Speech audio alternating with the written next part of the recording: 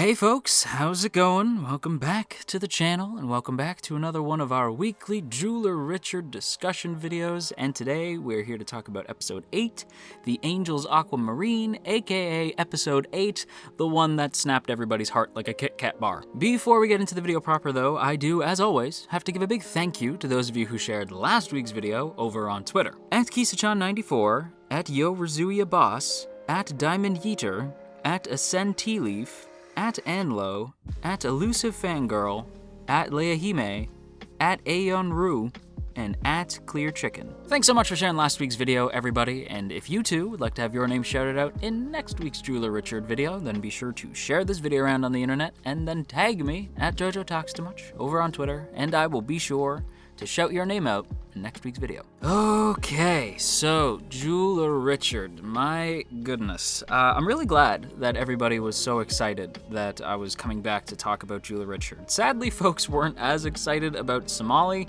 but people were excited to talk about Jeweler Richard, which does make me happy. And genuinely, after this week's episode, I think, and I suspect that it might end up being my favorite new series of the season. I don't want to say sequel or continuing because, you know, My Hero Academia and Haikyuu, that's kind of stiff competition. But Jeweler Richard might end up being my favorite alongside It Invaded. It just, this show is really playing to everything that I really dig in most fiction. So it's really kind of playing its cards right to me. So I'm really, really digging it. And I'm so glad that you guys warmly received the last video. So I really appreciate that. And there are two things that I really want to talk about this week.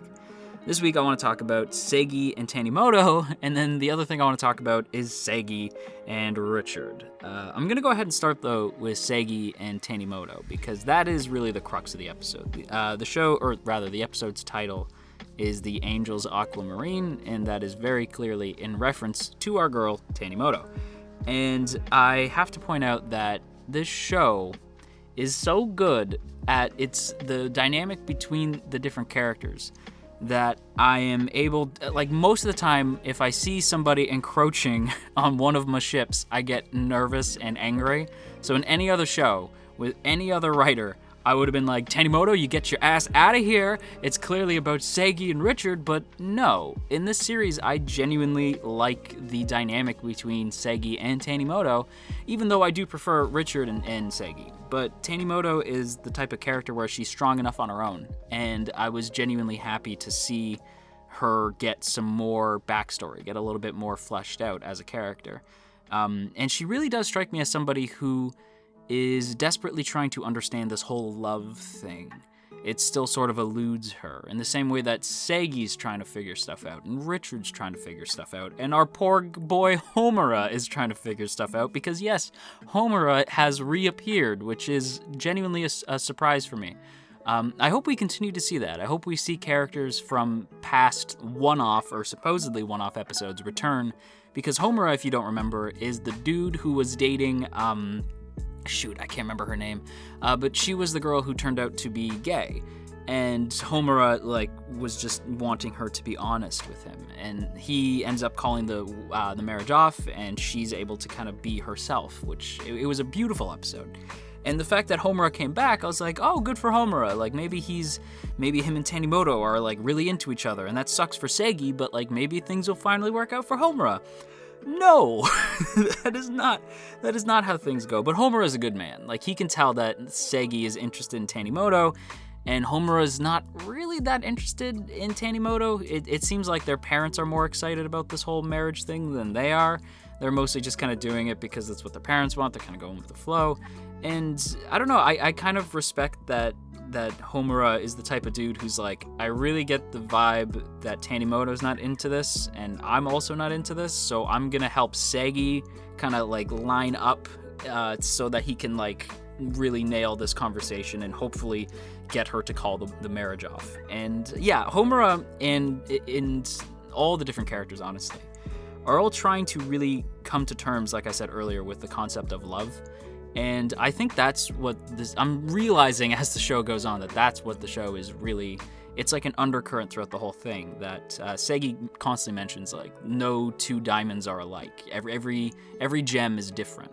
And he comments in this episode in a very, very sad and sort of sorrowful conversation and painfully real that he comments that love is very similar. Most relationships are very similar to gemstones, and that no two are quite similar. They're quite the same. They're always a little bit different from each other. And that whole conversation is incredibly beautiful and very telling of where the show is trying to take these different characters and how the show is using gemstones and diamonds and all this stuff, and the way that they're trying to relate that to the different relationships between different people. How these gemstones have hidden meanings, and how no two gemstones are the same, that can correlate to these different characters, as well as the relationships between those different characters.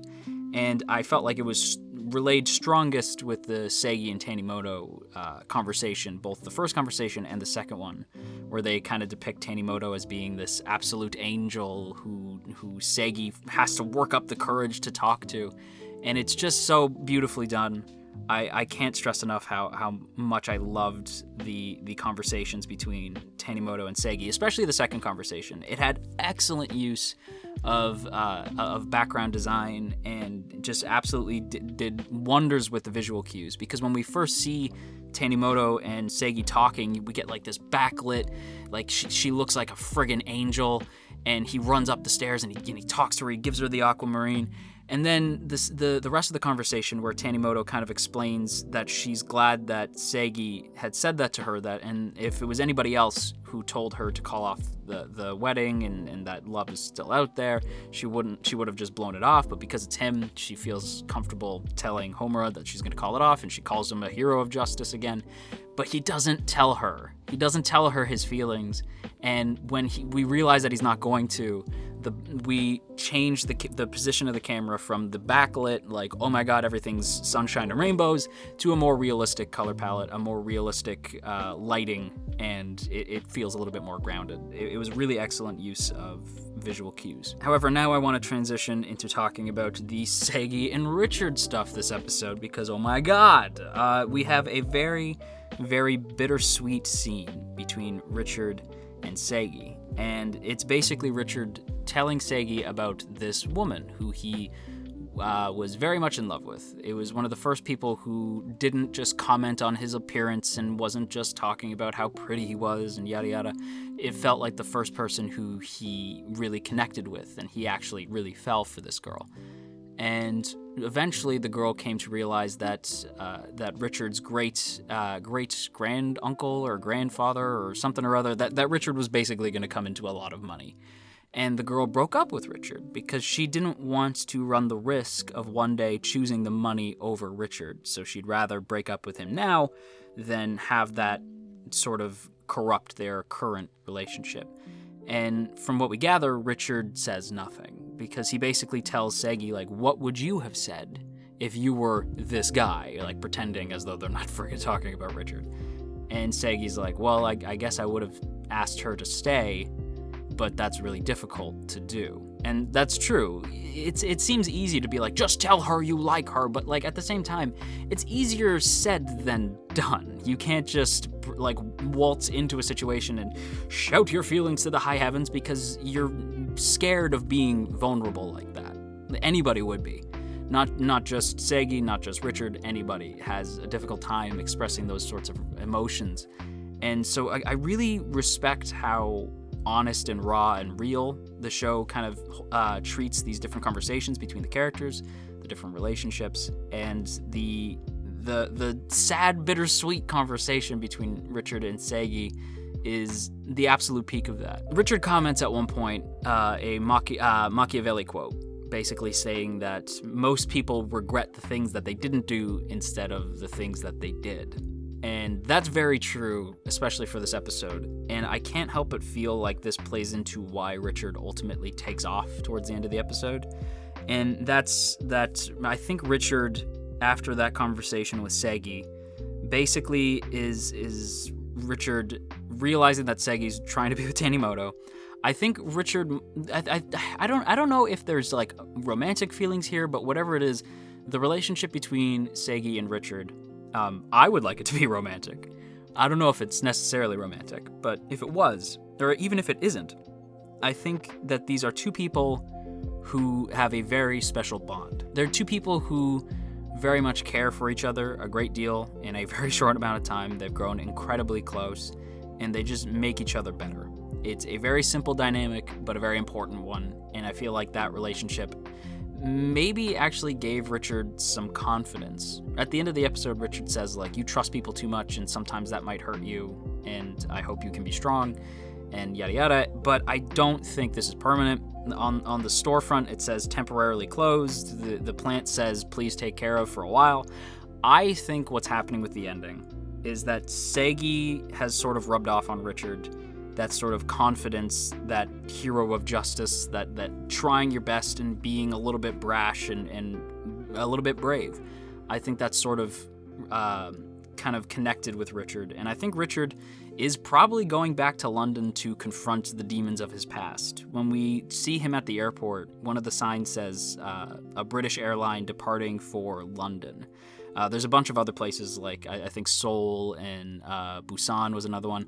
I think he's going to London, but we'll have to wait and see. With that said, everybody, I'm going to wrap up my thoughts here. This episode as a whole is easily an Earl Grey tier, warm cup of Earl Grey, the absolute best friggin' episode. The best episode of an already great series with a ton of really solid episodes. I just loved this. And with that said, that is a wrap on today's video, so I hope you guys enjoyed. If you did, then go ahead and hit that like button, maybe even consider sharing the video around on the internet, and go ahead and hit that subscribe button if you want to stick around and see more content from me. And if you do, be sure to click on that bell icon so that you'll know immediately when a new video of mine comes out, and if you want to go above and beyond, then consider checking out our Teespring store and grabbing yourself a mug, or checking out our Patreon page, which really helps support the channel. And speaking of our Patreon page, I want to give a big thank you to those of you who support the channel over on Patreon. Andrew W., Calvin A., Crowbar of Irony, Daniel G., Digger the Fox, Emily,